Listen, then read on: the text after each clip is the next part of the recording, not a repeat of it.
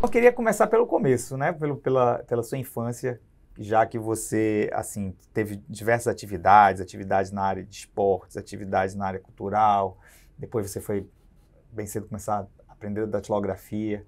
Queria saber como é que esse conjunto de experiências adquiridas, elas contribuíram para o forjamento, né, da empresária que viria a vir depois. A minha infância é a base de tudo, né? Isso está ligado e linkado à família.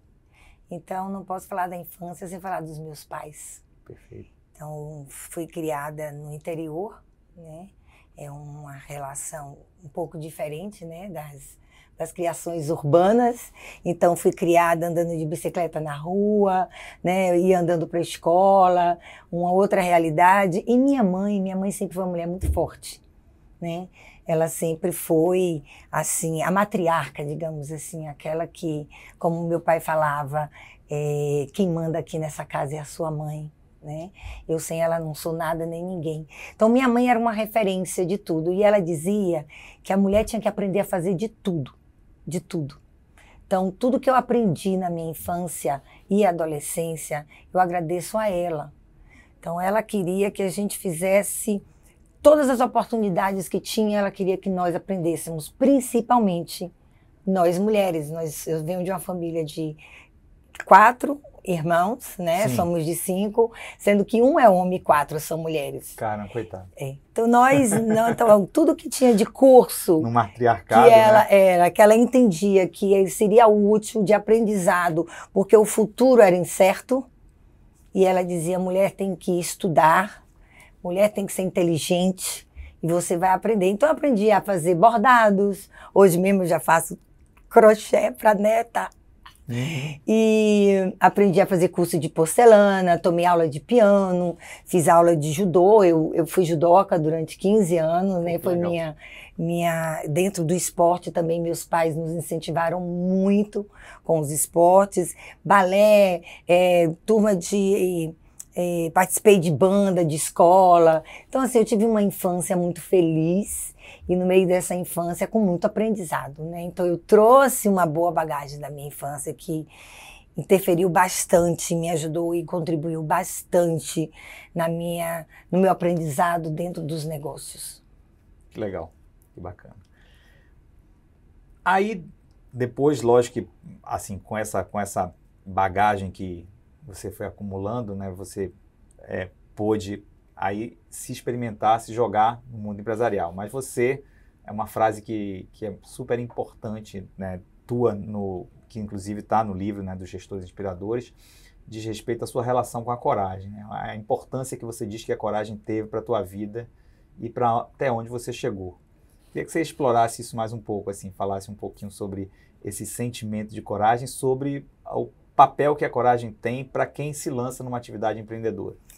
Eu acho que eu vim descobrir a coragem, né? Para mim, o que me deu de base para a coragem é a minha autoconfiança, né? Então, pegando o gancho da pergunta da infância, né? Como foi a minha infância, né? Bastante florida de aprendizado, isso me deu assim uma sustentação da minha autoconfiança, né? De acreditar muito em mim.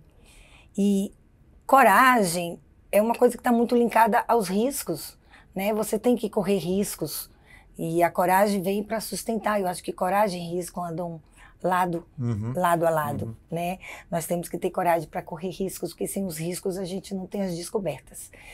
Eu, inclusive, no começo da minha trajetória de empreendedora, eu tenho um histórico com a coragem muito grande, foi que eu tive a coragem o risco de abdicar de uma relação familiar estável, porque eu me separei, o risco de largar minha cidade do interior e aventurar numa capital, que eu optei, né? Não foi fácil, com 3 filhos nas costas. Então, eu sei que não é simples dizer assim, olha, vai em busca da sua felicidade, tenha coragem, vai desbravar o mundo. É muito difícil falar isso. Mas qual é a base? O que aconteceu comigo naquela época? Por que foi assim? Eu fui tão despreendida por fazer, porque eu confiava muito naquilo que eu acreditei que eu era capaz. Meus aprendizados todos, falando assim, poxa, Minha mãe sempre falou, acredita em você, você pode. Então a gente tem que pôr no risco, né? O risco, inclusive, de vale a pena ser feliz? Então temos que correr o risco.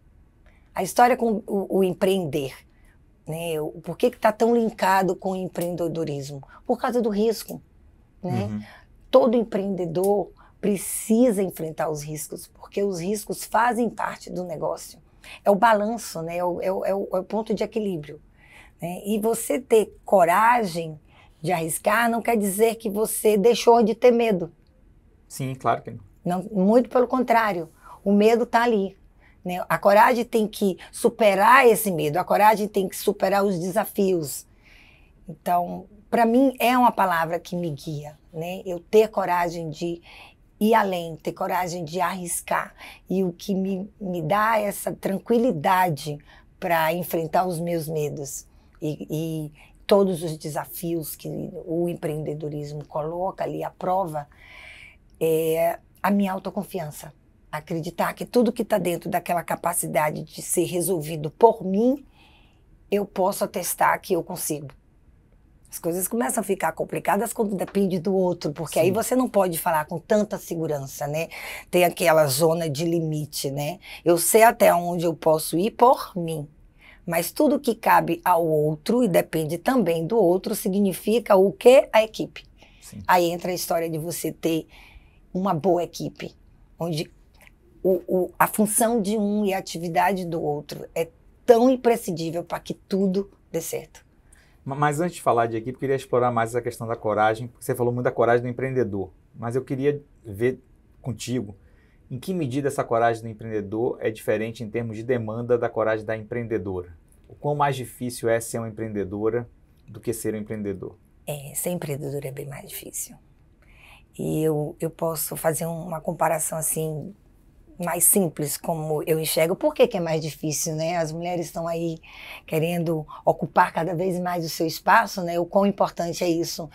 Mas nós, quando começamos a empreender, vou falar nós mulheres, nós adquirimos mais tarefas. Uhum. Nós não substituímos as tarefas.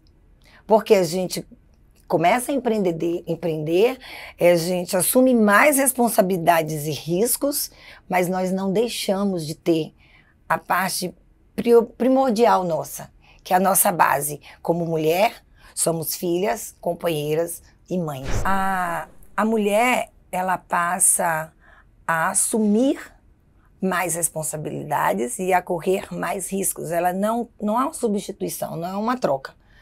Então, o que eu posso dizer? Nós temos uma tarefa de sermos filha, de sermos companheira, de sermos mães, de sermos donas de casa, né? Toda mulher tem esse papel de ser dona de casa. Que bom que hoje os companheiros também são donos de casa. Então, tarefas a mais, compromissos a mais, por isso que é mais difícil, porque não é troca. Nós vamos agregando mais. E nós sabemos que nós temos capacidade disso, né? As mulheres estão aí para mostrar que elas, mais do que nunca, os números dizem, o número de cada vez mais de mulheres que nós temos aí, estudantes, né? Que estudam, se formam, se aprimoram, né? Estão capacitadas, elas só precisam de oportunidades.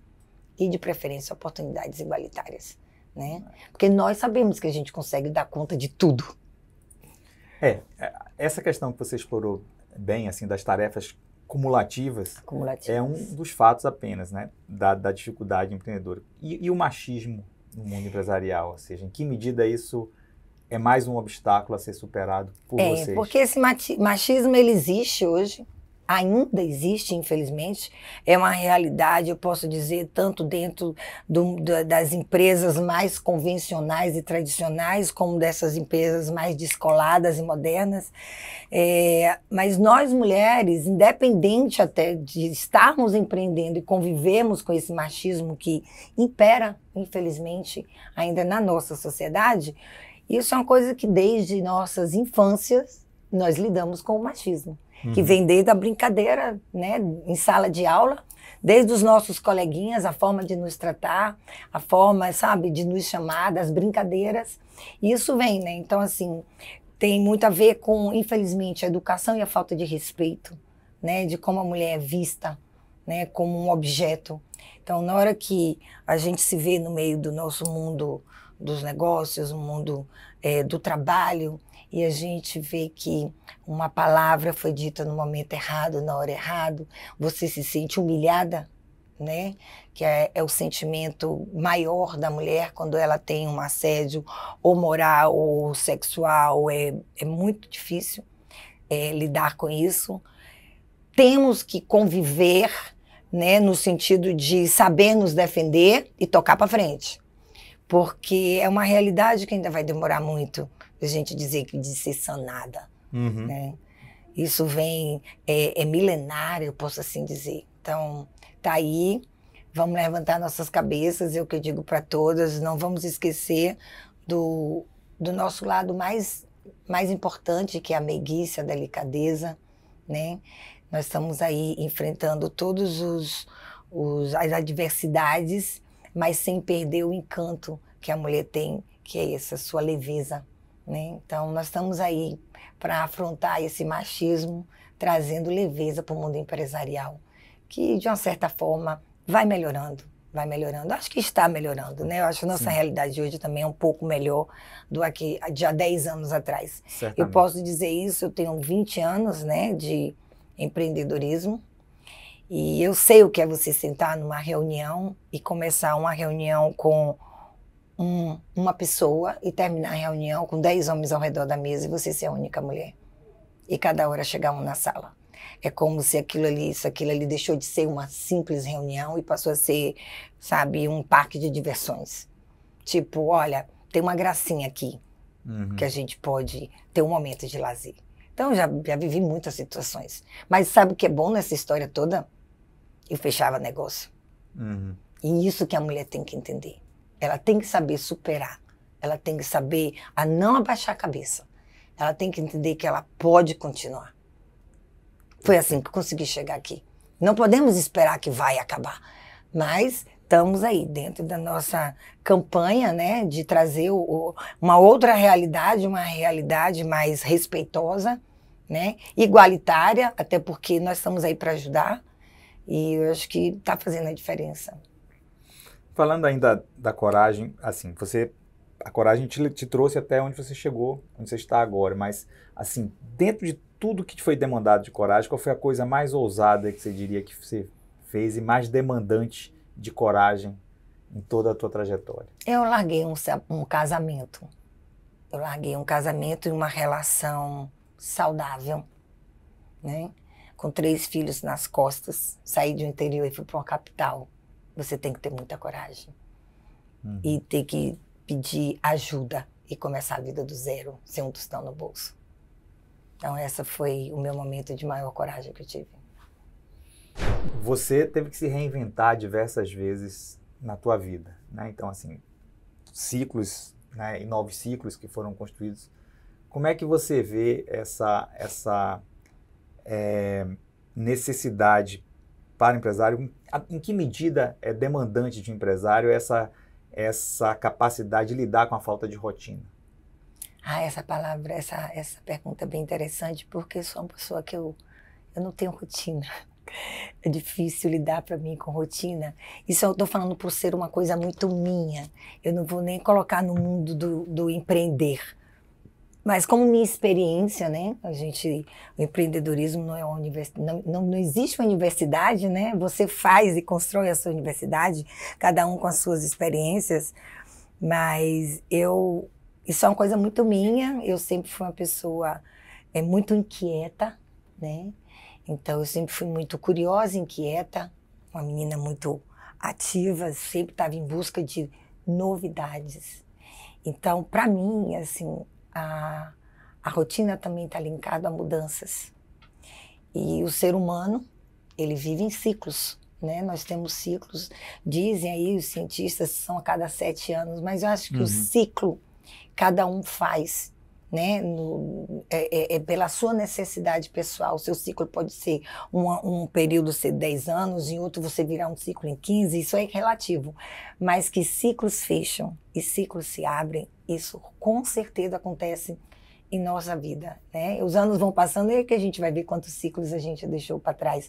Quantas vezes você fala assim, hoje você se vê comendo um sushi e você fala assim, mas peraí, isso aí há 10 anos atrás eu não gostava, né? Então, o empreendedor, ele precisa lidar um pouco com sair da rotina, né? Porque não vamos esperar só as intercorrências da vida para dizer, tipo, como uma pandemia e falar, eu tenho que sair da minha cadeira e achar uma solução. A gente vive o tempo todo nos negócios, no nosso mundo, nos reinventando, porque a gente precisa estar acompanhando esses ciclos e essas mudanças. A mudança no comportamento do mercado, a mudança no comportamento social, a mudança no comportamento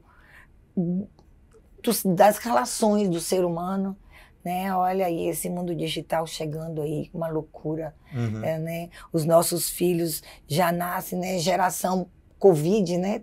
A última que eu esqueci, que eu aprendi, as crianças já nascendo com a mãozinha pedindo álcool, assim, uma outra forma de você enxergar as necessidades na vida, né? Então, assim, mudança é uma coisa constante na vida de qualquer ser humano. Nós estamos sempre em constante mudança. Isso é uma coisa que completamente fala assim, você não pode ter rotina. É impossível você não mudar. E dentro do empreendedorismo é inconcebível, né? E talvez isso tenha te feito empreender num setor assim que a gente poderia chamar de um oceano azul à época, né? No sentido de que não era um setor muito explorado. O marketing olfativo foi uma sacada, assim. Queria que falasse um pouco sobre como esse... marketing olfativo surgiu na minha vida. Assim, eu quando aventurei, né, o risco de mudar completamente de vida, inclusive eu deixei de ser advogada, eu tinha uma profissão certa e segura, né, e assim, eu era filha de, né, vivenciei essa filha de peixe, peixinho é. Então assim, eu larguei também uma profissão que já estava encaminhada e segura, né, no meio de largar também uma instituição familiar. E quando eu cheguei no Rio para estudar moda, porque eu lembrei que na época eu sabia o que eu não queria, mas eu ainda não sabia o que era melhor para mim. Eu só sabia que eu precisava mudar. Então, no Rio, estudando moda, e aí vem a parte das oportunidades, né? Você tem que estar ligado nas oportunidades. Não pode se empreender sem ter estar aberto às oportunidades. Então, é outra característica importantíssima. O empreendedor, ele tem que estar ligado o tempo todo no seu 360 graus, né? Aquela visão de você ver ali o momento certo, a hora certa, que pode surgir dali bons negócios. Então, eu fui trabalhar com o meu professor de História de Moda, e na época ele tinha um projeto bem bacana dos 5 sentidos. Foi aí que eu conheci o mundo dos cheiros. Ele fazia um trabalho dentro de shopping center, onde ele explorava, dando palestras, e à noite aí entrava a equipe dele, nós éramos 4, para fazer todo o trabalho, né, o braçal, que é aquela de repaginar uma loja e mostrar que em pouco custo o lojista poderia levar a experiência dos sentidos para o seu cliente. Eu falo isso do ano de 2000. Né? Então, são 20 anos, que eu posso dizer, 22, né? E onde nós tínhamos ainda, nessa época, as vitrines das lojas e as gôndolas, as prateleiras, tinham a marcação não pegar, não toque, não põe a mão. Sim. Imagine, hoje a gente está num mundo completamente diferente, né? De você pôr a mão, pegar, sentir, senão você não compra. Você tem que vivenciar o produto, né? Aquela experiência para poder você dar realmente, ver o valor que ele tem. Então, nessa época, eu entrando nesse mundo, a gente precisou pesquisar cheiros, que era muito difícil de achar, para poder, dos 5 sentidos, falar do olfato. Então, era muito fácil a gente dizer, olha, bote umas guloseimas na bancada, no balcão, né? A iluminação da loja, a arrumação de cores. Mas quando a gente chegava no olfato, não tinha. Então, eu comecei a pesquisar onde encontrar. E nessa de onde encontrar, eu não encontrava. Onde encontrava, não encontrava. Onde procurava perfume para o ambiente, Uma curiosidade, não achava. Isso foi assim um trabalho da disciplina que te ensejou isso, ou você já, desde o início, era uma atividade que você esperava empreender? Não fazia parte da disciplina. Esse meu professor era professor de História de Moda, Sim. ele tinha esse trabalho externo, Sim. que para ele fazia para os shoppings. Então, o projeto era dele, trabalhar os 5 sentidos com o lojista. Sim. Né? E quando eu fui trabalhar com ele, pesquisando o mundo para saber onde encontrava, onde buscar, eu me encantei com esse mundo. E aí concluí o curso e tive que tomar uma outra decisão importantíssima na vida. Né? Também foi uma outra hora que eu tive que ter a coragem de decidir se eu continuava no Rio de Janeiro como profissional de moda, foi para isso que eu fui para lá estudar, ou se eu voltava para fazer moda na Bahia. Então, nesse momento que eu encerrei, tomei a decisão de voltar para a Bahia, eu falei assim, poxa, vai ser difícil fazer moda na Bahia. Eu vou começar do zero, do zero, do zero. E aí? E aí veio a hora que eu enxerguei uma oportunidade. Se eu encontrar um produto para vender, porque teve uma acessibilidade, uma receptividade muito grande toda vez que a gente fazia o trabalho com os lojistas, eles ficavam encantados como a gente deixava a loja. Eu falei assim, o gancho está aqui. Eu preciso localizar um produto bom e levar para a Bahia, porque quando eu for vender moda, eu vendo aqui o aromatizante, e aí esse aqui eu tenho certeza que o dinheiro do pão à noite eu podia levar para casa. Então, a oportunidade de fazer dinheiro rápido foi vender o produto. Eu só precisava achar o produto. E aí eu comecei a campanha para procurar quem fabricasse, quem era que tinha no mercado um produto bacana para eu poder levar para a Bahia e vender e casar com o meu trabalho de produção de moda. Perfeito. Ali, meu mundo se abriu para esse mercado de marketing olfativo. Eu encontrei uma pessoa que fabricava em casa, bem caseiro, uns perfumes de ambiente. Fiquei encantada, né? Quando eu me encontrei com ele, marquei assim no estacionamento de um shopping. Uhum. E falei para ele como é que eu faço para levar para a Bahia. Eu despacho esse produto para você. Eu ainda fiz uma brincadeira na época, falei assim, despacho na minha terra, tem outro nome. E ele falou assim, não, vai chegar lá em Itabuna e você me paga aqui em 2 vezes. Acho que foi o cheque mais feliz que eu paguei na vida, dividiu em 30, 60 no cheque na época. E eu voltei para a Bahia com 50 litros de aromatizante, né? Virei vendedora dessa pessoa. E, bom, não parei de vender. Você me perguntava, você fez alguma consultoria de moda? Eu nunca fiz consultoria de moda. Sim. Eu abria a bolsa, mostrava o produto, eu vendia e comecei a não dar conta de vender sozinha. Comecei a pegar pessoas para trabalhar comigo, vender comigo, fazer entrega. E aí criei uma rede de vendedoras aí que eu descobri depois lá na frente que o nome disso era venda direta, venda porta a porta. Sim, sim. E aí as coisas foram indo. Se você me perguntar assim, se eu olhar para trás e falar assim, você já sabia que isso ia acontecer? Eu não fazia ideia. Não fazia ideia que ia acontecer. Mas em 6 meses eu tinha assim uma cartela de 500 clientes. Eu tinha praticamente, assim, eram 500 lojistas aqui em Salvador, que eu tenho orgulho de dizer e conheço assim, fiz batendo na porta de todos eles, vendi muito aromatizante, muito. E vem cá, quer dizer, essa oportunidade que te levou até o marketing olfativo foi por um despertar dentro de um curso, né? Que outras fontes de inspiração você tem assim no teu dia a dia? Ou seja, coisas que você geralmente quando faz, você fica meio em alerta para dizer, poxa, isso aqui pode ser eventualmente um gerador de uma inovação, de uma inspiração. Em que medida essas coisas acontecem com você, né? No seu dia a dia, na tua vida, que você está percebendo assim, sinais e oportunidades que possam ser incorporados ao teu negócio? Olha, eu acho que toda pessoa assim, que tem essa paixão por empreender, né? Porque eu descobri essa paixão por empreender quando eu me vi empreendedora, né? Quando eu me vi dentro do negócio. Sim. Eu não programei para ele acontecer, mas de repente eu estava ali dentro.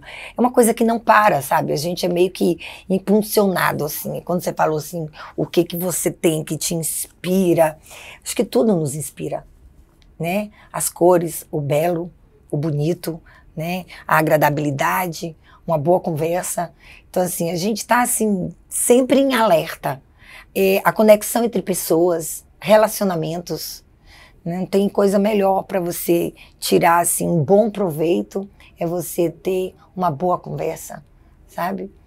E então, assim, relacionamento entre as pessoas, né, é extremamente importante para você ter um sucesso nessas oportunidades. O famoso network, que todo mundo fala que é fundamental. Então, assim, o que me inspira, muita coisa me inspira. A natureza me inspira, as boas ações me inspiram, a bondade me inspira. Então, são essas coisas que realmente me fazem buscar melhorias, aquela olhar pelo outro, olhar no outro. Eu penso sempre em fazer coisas que o outro vai gostar, que vai ser bom para ele. Uhum. E quando a gente pensa assim, é porque está fazendo bem pra gente. Comigo é assim. Uhum. Comigo é assim. Então, o meu olhar é desse jeito. Eu vejo uma oportunidade de fazer algo quando eu vejo que aquilo ali vai fazer bem a alguém. Muito bom. Deixa eu perguntar um negócio. Então, quer dizer, a partir do sucesso do marketing olfativo, né, imagino que isso tenha despertado o interesse de outras empresas e de outras pessoas que queriam empreender, e talvez isso tenha levado as pessoas a se interessar por abrir franquias da Avatim. Como é que se deu esse processo?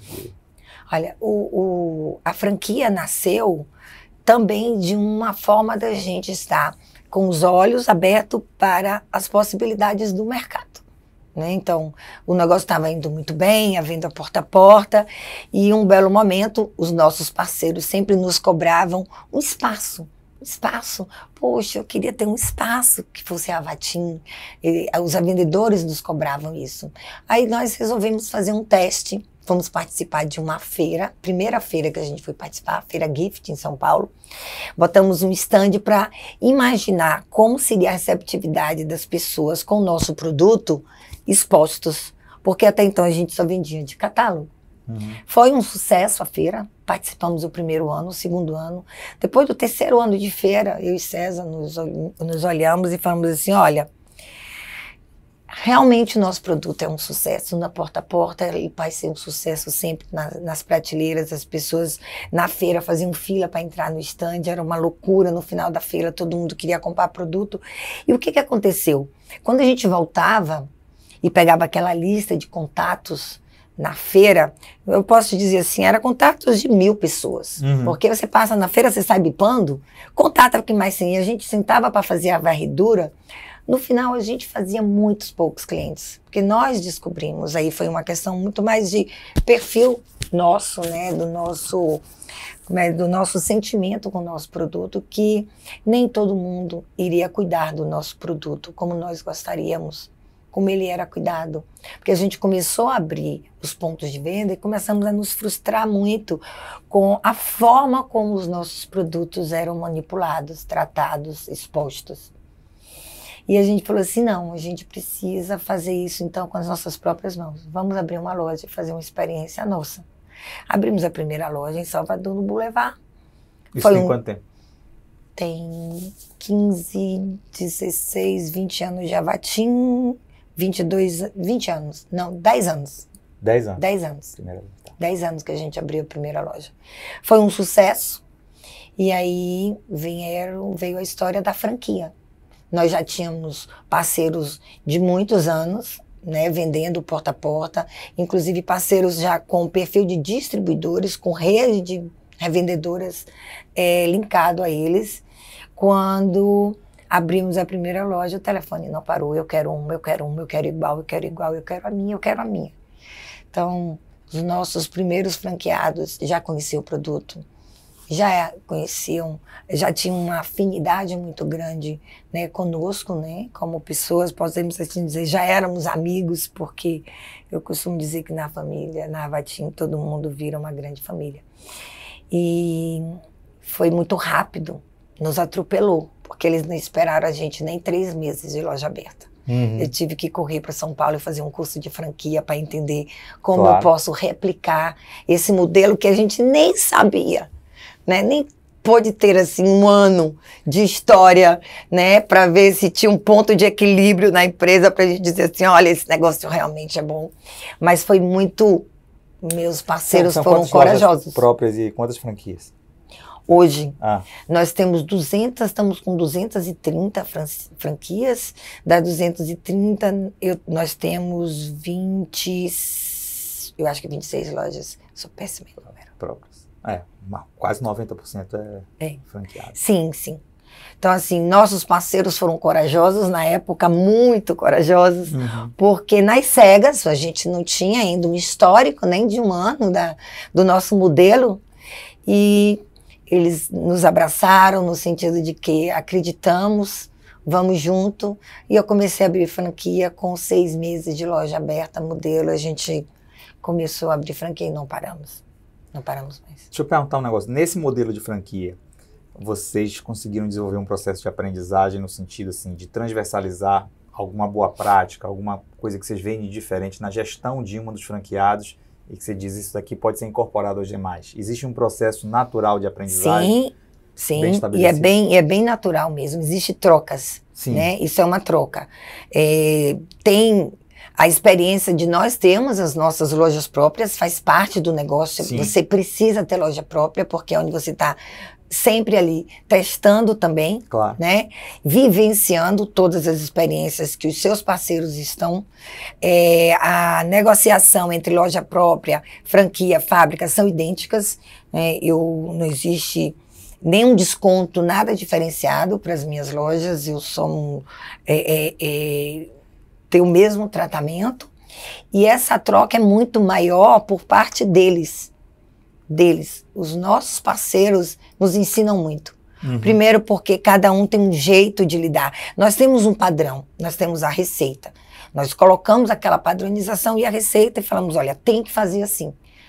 Mas tem o lado dos trejeitos, digamos assim, né, de cada gestor, né, que vem dentro da sua empatia, né, até da sua forma de lidar conosco, no tratamento, né, com o franqueador. Então, é um aprendizado, a gente está sempre aberto, sempre escutamos e mudamos. Já tomamos muitas decisões de um dia e de mudar no outro dia. Sim. Aqui a gente não se engessa nunca. Nunca, principalmente quando sua rede toma uma dimensão, assim, nós temos opiniões e sugestões diversas, sempre. E posso te dizer, também nunca agradamos a todos. Impossível. Não tem como. Impossível. Que eu acho que isso é bom. Porque quando você não está 100% se sentindo agradado, incomodado, incômodo, ajuda a você enxergar outras coisas, né? Então é bom você ter um incômodo, senão a gente não faz o quê? Não muda, não sai da cadeira. Então, ter um para incomodar sempre em determinado assunto é bom. Faz a gente sentar na mesa, chamar a equipe e falar assim, olha, vamos pensar isso aqui de novo? Né? Porque não é possível. E faz a gente pensar até para entender e reconhecer, não, esse é o caminho decidido, foi o melhor, ou dizer, vamos tentar um outro caminho. E esse processo de aprendizado, ele tem alguma estruturação no sentido assim, você tem os diversos processos de negócio das lojas e para cada processo vocês sistematicamente verificam quais são as práticas dos diversos franqueados e eventualmente identificam que práticas são desenvolvidas em alguma loja e dizem, olha, isso aqui é destacado e a gente entende que é um modelo que pode ser transversalizado entre as demais. Ou é um processo mais que acontece ad hoc no sentido de que se identifica uma boa prática ali e aí, eventualmente, você diz, poxa, isso aqui é bacana, vamos incorporar nas lojas próprias e, eventualmente, levar os demais franqueados a incorporar também. Olha, hoje a gente já tem um sistema bem redondo, né? Assim, a gente já tem um processo, um passo a passo, que a gente pode dizer assim, em 10 anos a gente conseguiu deixar ele assim bem alinhado. Não significa que nós ainda, até por causa das mudanças que eu já falei, né? A gente vive em constante mudança, o mundo muda, a gente está se melhorando. Mas existe um processo, é fato, ele é fiscalizado, ele é muito bem coordenado, tem departamento para tudo, né? Desde você fazer desde como você comprar, por exemplo, nós temos toda uma orientação de como comprar, desde como expor os produtos, desde como você fazer contratação de funcionário, nós temos um briefing onde a gente orienta, né, até o processo de seleção dos funcionários. Então, a gente já amarra toda uma consultoria. Perfeito. Né? Inclusive, os franqueados, eles fazem uma imersão na empresa de 4 dias, sempre no início da parceria, para ali tanto conhecer o coração, né, onde tudo pulsa, mas ali entender dos processos, ter um momento de entrosamento com todo o time, e ali ele faz um processo de aprendizado, que é o básico, assim, aquela coisa do dia a dia. Dentro do contábil, do administrativo, tem um acompanhamento de noções de produto, né, uma imersão no mundo dos produtos, e aí tem a visitação da fábrica, que é bem bacana. Então, assim, nós damos esse suporte que é constante, mas estamos sempre abertos a, em qualquer momento, pegar os feedbacks dele. Existe uma formatação, uma coisa formal, eu escrevo isso em algum lugar, envio para você? Não. Não.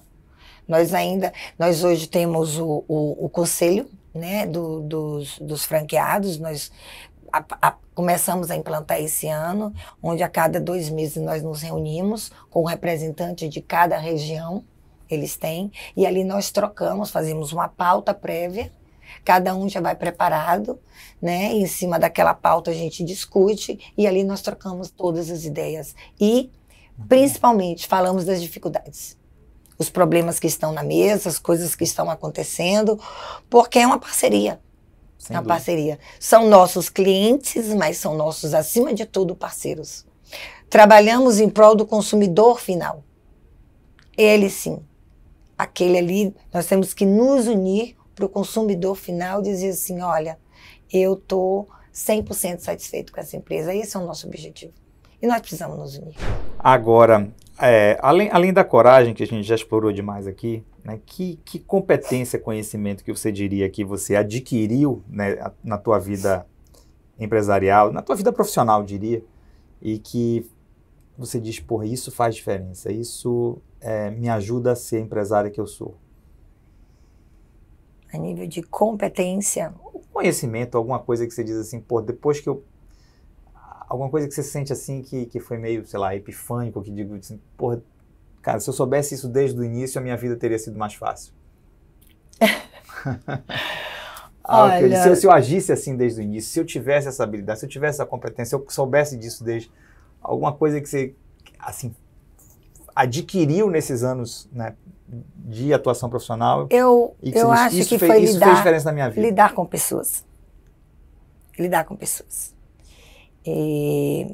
Independente, assim, de você ter uma receita do negócio, né, ter um produto com bom preço, ter uma ideia de uma venda direta, vou trabalhar por aqui porque isso aqui o mercado é bom.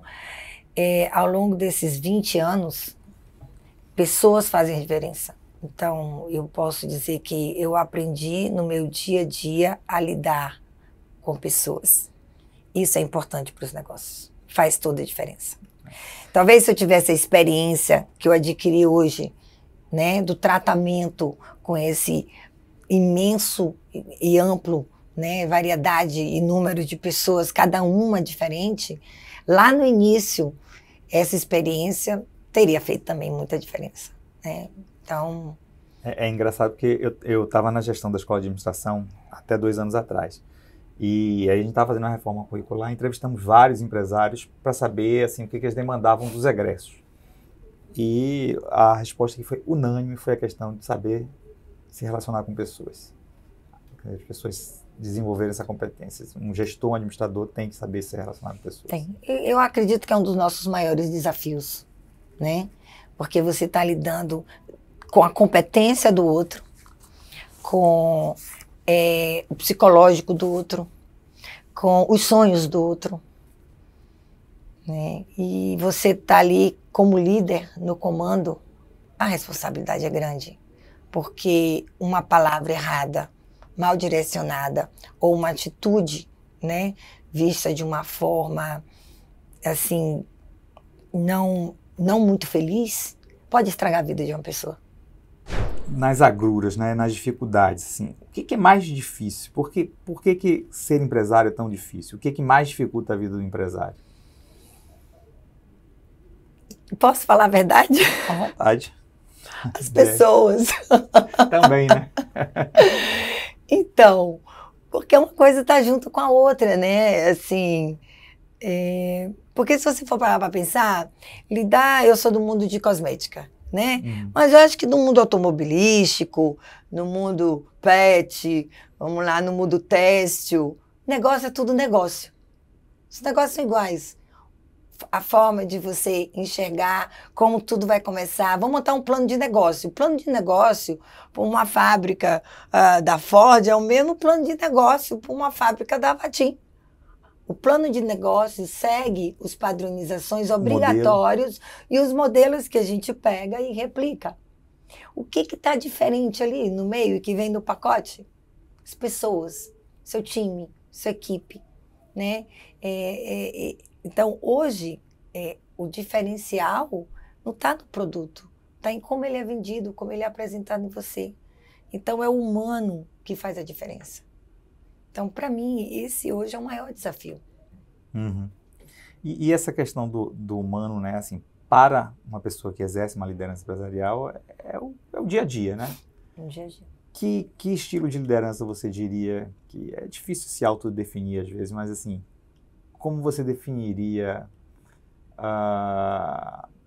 em poucas palavras, assim, os tipos de liderança que você exerce?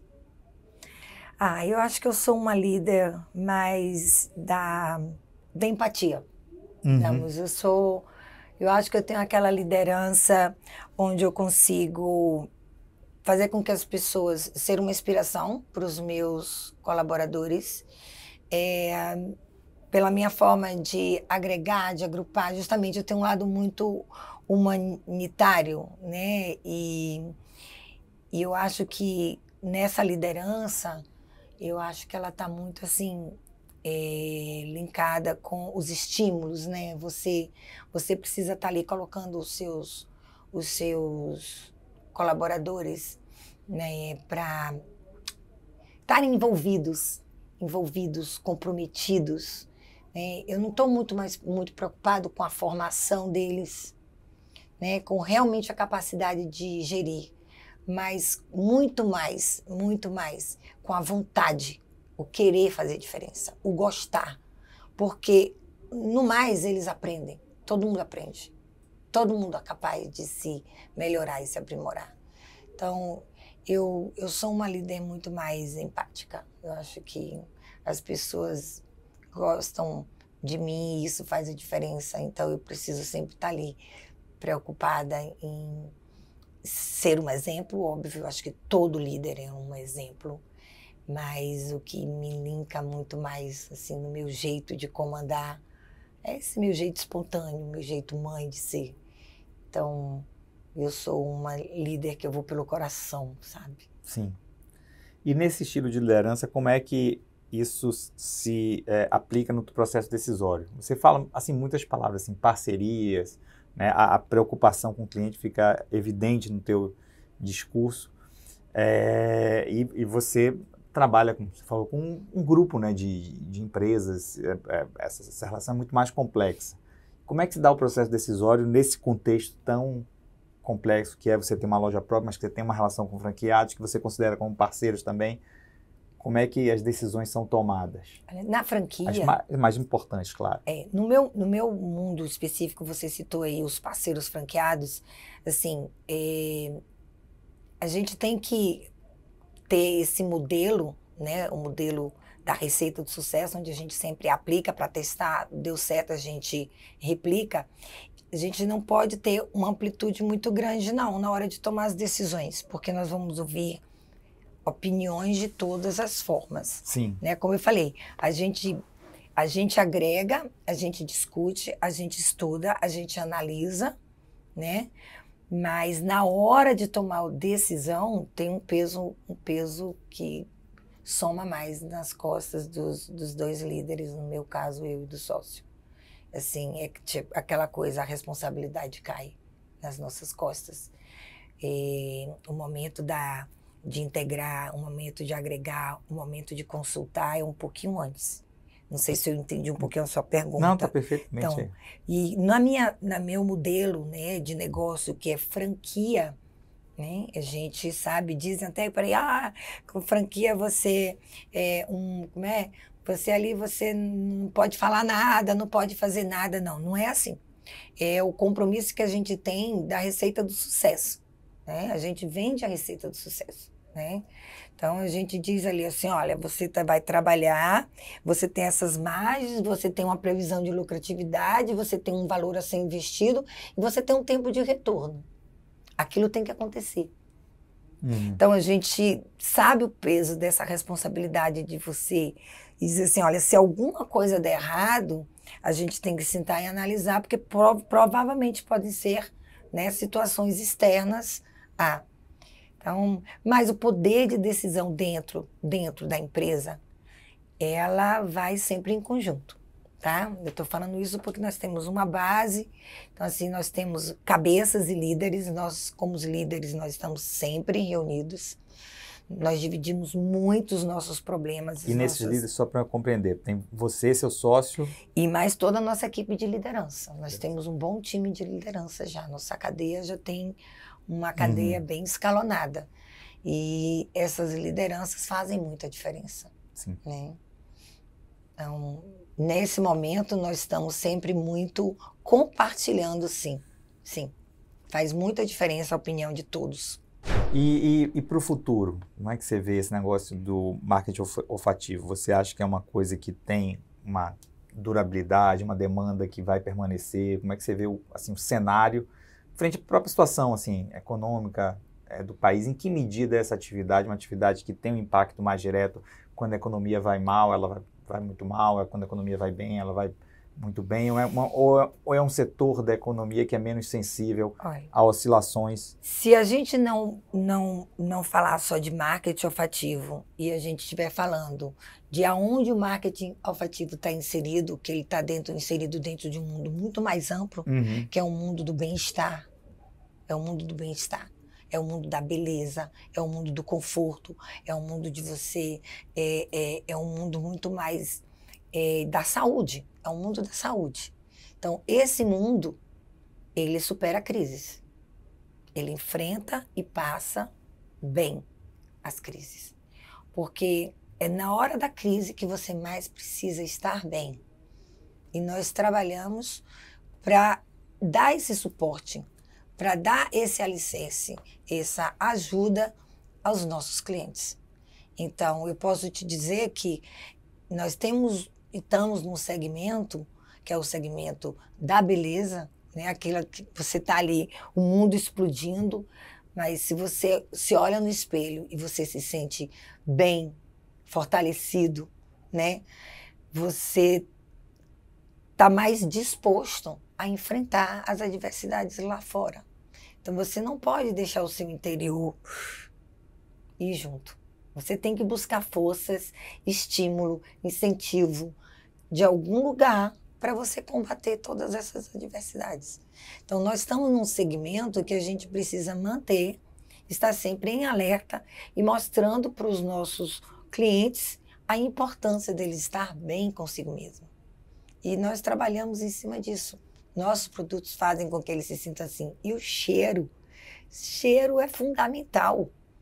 Né? Antes de você enxergar, você sente o cheiro. Antes de você pegar, você sente o cheiro das coisas. Então, você sente o cheiro das coisas, você sente o cheiro das pessoas. Cheiro te traz lembranças, cheiro te traz recordação. Isso nunca vai acabar, porque nós não vamos acabar. Faz parte do ser humano. Engraçado, você falando aqui, eu sempre vou registrando e tentando contextualizar, né, o que você vai passando, assim. Realmente, assim, é incrível como é que você se sente bem em lugar em que você tem uma experiência olfativa positiva e como é que você se sente mal em lugares que te dão uma experiência olfativa negativa. Isso é muito forte. E sempre sabe o que está por trás da sensação do bom cheiro? É o cuidar. Quando você entra num ambiente com um cheiro agradável, você fala assim, esse ambiente foi preparado, ele foi cuidado. Então, isso é que é importante. Olha, aí você se sente assim, poxa, eu estou sendo bem recebido, eu estou sendo querido, eu estou sendo desejado. E você se sente bem. Então, o cheiro agradável é uma coisa que não vai deixar de existir, a necessidade do homem de precisar dessa sensação. E vem a grande consequência disso, nossas lembranças. Então, assim, o que a gente traz, a nossa lembrança olfativa, ela é muito forte. Ela é muito forte. Meu pai teve uma expressão que ele falou para mim uma vez, logo quando eu comecei a vender aromatizante, teve um dia que ele virou para mim e falou assim, filha, esse negócio que você vende aí mudou, papai. Falei, o que houve, pai? Mudou. Eu agora chego nos lugares, sinto o cheiro das coisas. Aí eu falo assim, mas pai, esses cheiros já estavam lá. Não mudou agora. Você vê, ele começou a entender que ele tem um olfato, claro, porque está aí, mas nós corre, nossa vida é tão louca. Que se você parar para pensar, não é toda hora que você percebe que você está num ambiente com cheiro bom ou ruim. Não é toda hora. Você precisa ter, assim, uma conexão rápida de alguns segundos para o seu olfato. Mas você às vezes entra no lugar tão rápido e sai que você não percebeu. Mas depois, se você parar, olha, naquele lugar que eu entrei estava agradável. Você vai falar nisso depois. O registro da experiência, ele é contaminado. Porque você leva na lembrança, você leva na sua memória o cheiro daquele lugar. Sim. Né? Então, isso é interessante, como muito legal isso. É marcante. Então, assim, as boas vivências, os maus e bons momentos ficam registrados. É isso mesmo. Então, nós não vamos, eu acho que nós estamos num segmento que dificilmente ele vai deixar de ser querido, né, e quisto, porque faz parte da nossa essência. Outra questão também que eu acho que é muito importante contemporânea é o comércio eletrônico. Como é que vocês estão se preparando aqui para, de alguma forma, entender que o comércio eletrônico vai ter uma participação? Não vai, né? Já tem. Mas não certamente vai. Eu falo maior no futuro, né? Não vai. Então, assim, esse mundo digital, o mundo tecnológico, né? O metaverso chegou. E nós que, posso dizer, me lembro quando meu pai trouxe a TV colorida para dentro de casa. E hoje a TV está no telefone. A gente não precisa nem mais dela. Então, quem não estiver, né, no mundo digital vai sumir do mundo. Então, nessa pandemia, inclusive, nós tivemos que antecipar projetos. Sabe aquela coisa que você fica empurrando? Nós já tínhamos uns anos empurrando, abrir o nosso e-commerce, mas veio a pandemia. E a pandemia fez a gente fazer o quê? Sair da cadeira. E aí, em 15 dias, nunca vi uma coisa tão rápido, colocamos nosso e-commerce no ar. E é uma ida sem volta. É procurar cada vez estar aprimorando, melhorando. É um caminho do futuro e é para todo o segmento. Todo segmento. Eu acredito que é todo segmento. Sim. A gente tem que estar, sabe, inovação em tecnologia é prioritária na empresa. Aliás, é o futuro. E sustentabilidade, né? A gente não pode pensar em futuro sem pensar nessas duas palavrinhas. Não dá. Agora, eu estava pensando assim, porque hoje dentro do comércio eletrônico, assim, o que eles vêm tentando fazer é que a experiência do comércio eletrônico se aproxime o máximo possível da experiência que você tem numa loja física. Então, você tem vários softwares agora que você tem a experiência de você experimentar um sapato, mas experiência olfativa Sabia que você ia me perguntar. E aí, Mônica? E aí a gente vai ter que ter jogo de cintura. Por exemplo, nós já estamos trazendo e redefinindo nosso portfólio de produtos com relação às nomenclaturas.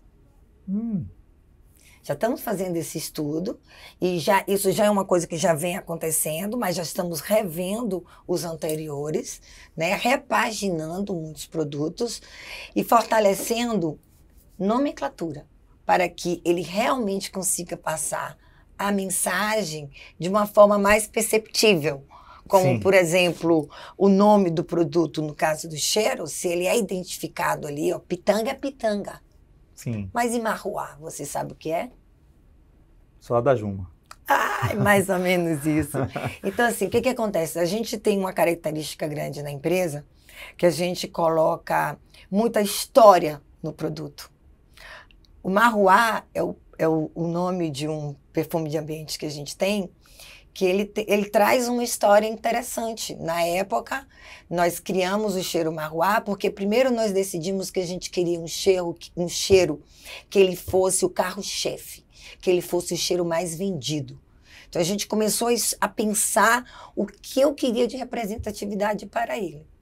E aí nós fomos buscar a referência de carro-chefe, de liderança, do que está na frente, do que é mais forte, do que é melhor. E chegamos no Marroá. Sabe o que é o Marroá? É o nome que é dado ao boi que está na cabeça da boiada. É aquele que é seguido, exatamente. Né? Gilma Marroá veio depois, a novela. Então, assim... aí a gente veio depois essa segunda versão, a primeira... A primeira também. A primeira também. A gente já tinha fragrância Marroá quando veio a novela.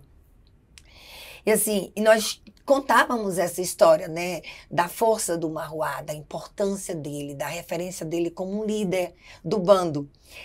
E nós criamos uma fragrância com base no patchouli. O Marroá, ele traz o patchouli, né, que é o rei das fragrâncias. O patchouli é uma fragrância que hoje ela é utilizada em quase todos os produtos, à base do patchouli, por causa do seu poder de fixação. Então, assim, ele sempre está...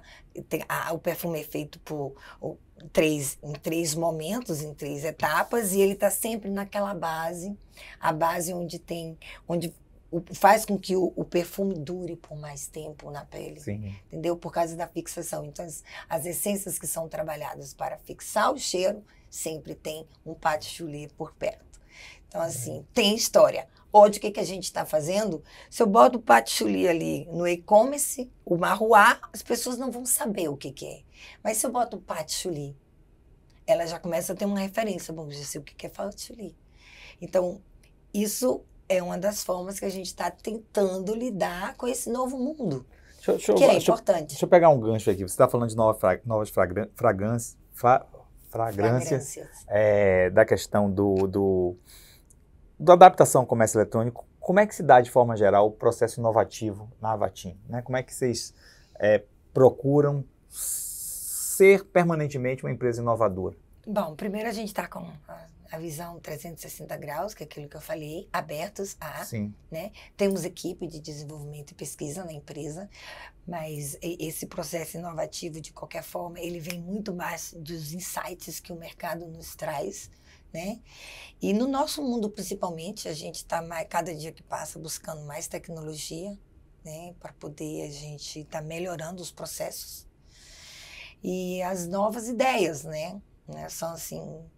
Não dá para ficar longe disso, mas já temos, assim, temos equipes especializadas, focadas no tema, né? E a gente sempre faz, assim, quando temos oportunidades, fazemos, assim, campanhas para a gente poder captar. Em que medida o cliente, ele é uma fonte de inovação também para você? Cliente, sim. Cliente faz parte uma das nossas maiores fontes de pesquisa é o cliente dentro da loja, né?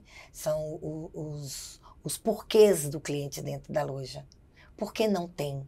Por que assim? Por que não assim? Então, os vendedores, eles são treinados a fazerem sempre e alimentar os questionamentos dos clientes dentro da loja e passar um feedback para a gente, né? Do que é o que tem procurado mais, o que tem questionado mais. Com certeza, eles são, para a gente, eles estão na linha de frente de o que fazer para o que melhorar. São as opiniões e os questionamentos dos nossos clientes dentro das lojas. Mônica, aí já chegando à parte final da nossa conversa, né, eu queria que você projetasse um pouquinho o futuro com base no que a gente está vivendo, né? Em que medida você vê a nossa sociedade no futuro frente a essas demandas de sustentabilidade que a gente tem hoje em dia, né? A importância da questão da sustentabilidade, as mudanças que a gente tem também de sociedade, trazidas para uma sociedade cada vez mais automatizada, com forte presença da IA. Você é otimista em relação a isso? Né? Em que medida você acha que a sociedade vai resolver bem essa equação? Eu sou bastante otimista, até porque eu sou aquariana futurista. Então, Adoro as inovações, e acima de tudo, amo e sou apaixonada, claro, pela nossa terra-mãe, né, a natureza. Quem não tiver inserido dentro dos processos de sustentabilidade em sua empresa não vão sobreviver, vão ser engolidos. Já começamos o processo de melhorias internas dentro de um projeto amplíssimo que nós temos de sustentabilidade dentro da empresa ao longo dos 3 últimos anos, que a gente fortaleceu muito isso. Inclusive, nossas inovações vêm muito linkadas dentro com a necessidade, né, da implantação da sustentabilidade, com mudança de algumas embalagens. Algumas, hoje a gente já está com a maioria das embalagens, são embalagens recicladas. O PET, a embalagem PET, né, a famosa embalagem PET, que era o que mais tínhamos nosso consumo maior, né, a maioria dos nossos produtos são frascos em embalagem PET, já foram todos trocados por um material biodegradável, né? Então, assim, de 100 anos ele passou a ser um material que se deteriora em menos de 10 anos. Então, isso tudo faz parte desse processo de criação com inovação e com base, óbvio, na preservação do nosso planeta. Então, assim, não é fácil, principalmente para as empresas que estão começando, demanda custos. Acabamos não, porque a gente não consegue 100%. É um processo. Uhum. Vamos chegar nos 100%. Mas fizemos agora a substituição de todo o material descartável da empresa, de plástico, né, por materiais biodegradáveis. Então, temos também o processo de reciclagem, né, que a gente já faz. Enfim, acho que para o futuro, nós precisamos segurar o que nós temos de melhor, que são os nossos ativos. Tudo de bom que a gente tem vem da nossa terra, vem da nossa água, e as empresas precisam ter a consciência disso, mas é uma consciência que tem que ir para cada um de seus colaboradores. Nós precisamos fazer práticas de treinamento. Esse treinamento tem que ser levado para dentro de suas casas. Não adianta a gente só exigir dos nossos parceiros dentro da empresa, a gente tem que também levar para as famílias. Isso faz parte de um processo de educação. Então nós temos que ajudar, inclusive, né, ao governo. Nós temos que eu sou muito a favor de parcerias, né, com o governo para poder fortalecer. Não adianta ficar daqui só reclamando o que eles não fazem. Não adianta. Eu acho que o privado tem que chegar junto. A força do privado é muito grande. Uhum. Né? Nós temos consciência dessa força. Então, é um processo que demanda muitos anos, mas a gente unidos e todo mundo fazendo a sua parte, a gente consegue diminuir, né, o grande perigo, começa a ser, né, se estabilizado, né, digamos assim. Eu acho que a gente consegue fazer uma redução de tempo boa. Eu sou muito positiva. Eu sou uma pessoa extremamente otimista. Costumo dizer que eu sou otimista obsessiva. Então, eu sempre vejo o lado bom das coisas. E a Avatim está aí, fazendo a sua parte. Né? A gente, desde o início, sempre foi muito ligada à parte da sustentabilidade, inclusive social.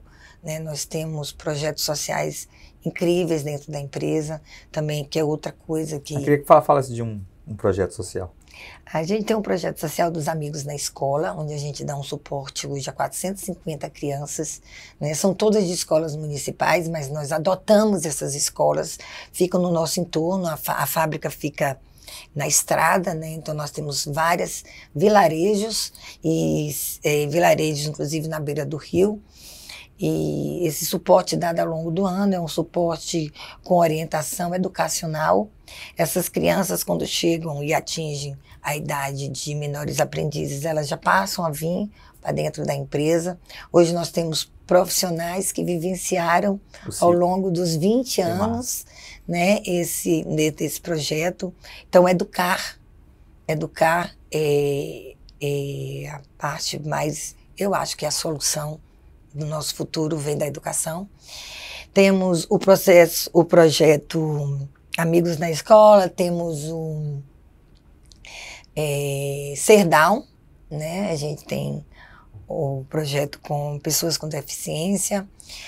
Ai, temos cadê? Tem um projeto, tem um projeto de reciclagem, né, das águas, onde a gente pega todo o nosso material de tambores de álcool, né? A gente transforma em pias, né, e distribui para áreas de vulnerabilidade. E a gente faz toda uma parceria com o sistema das cidades de água, né, com as empresas, onde a gente dá o suporte, mantém aquelas pias que nós instalamos em vários locais de baixa renda, locais com vulnerabilidade de pessoas mais carentes, que é bem bacana, e tudo dentro de um processo de reutilização, né, de material. Temos o Seja Universitário, onde nós orientamos e acompanhamos e incentivamos e ajudamos todos os nossos colaboradores a chegar no nível, né, mais alto de instrução, e capacitamos, incentivamos, varia os percentuais, né, de colaboração onde bancamos o custo para o aprendizado deles, desde uma pós-graduação até cursos técnicos. Então, todos os nossos colaboradores têm essa oportunidade de estar ali se aprimorando e aprendendo mais. Enfim, temos projetos bem interessantes aí. Temos o das amigos, o das... Casa dos Sonhos. A Casa dos Sonhos. A Casa dos Sonhos é bem legal, porque a gente ajuda os nossos colaboradores a construírem as suas casas. Tanto no sentido de comprar um terreno, regularizar uma documentação, fazer reforma de suas casas e até construir suas casas novas. Também é a Casa dos Sonhos. Que legal. Porque nós precisamos ter pessoas felizes.